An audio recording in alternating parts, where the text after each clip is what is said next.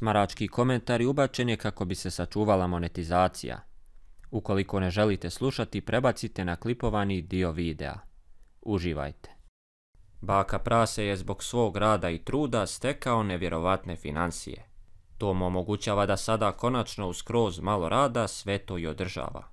Međutim, odlučio je da svojoj publici pored streamova ovaj decembar pruži odličan vlogmas content. Kako bi stizao sve izbacivati na vrijeme, zaposlio je kod sebe i jednog editora. I sve je prilično dobro funkcionisalo, ali do jučer. Baka je u svom streamu primijetio da je isječen veliki broj momenata iz videa, što ga je i razljutilo. U sred streama je pozvao editora i uputio mu nekoliko kritika. Buraz, bukvalno najbolji gol na terminu, on isekli, vrati. Bro, Pečurka legit došao, Buraz, bacio se uz klek i gol dao glavom, brate. I oni to isekli. Neka, brate. A bitu su ostavili kad sam teo da podignem loptu da dam gol glavom, nema veze. Burazeru, a što misliš, bro? Isekli ste pola fudbala, bre, alo? Šta smo isekli pola fudbala? Pola klip traje.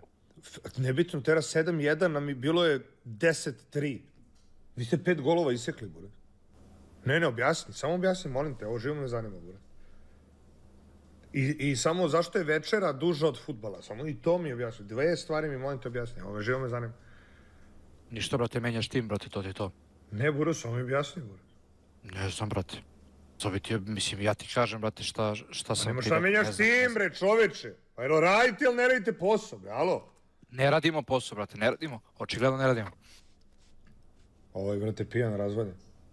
Naravno da će baka preći preko toga i to zaboraviti, ali bio je itekako ljut. Sa druge strane, publika je u velikoj mjeri stala na stranu editora, jer smatraju da je svakako taj dio klipa i bio smor.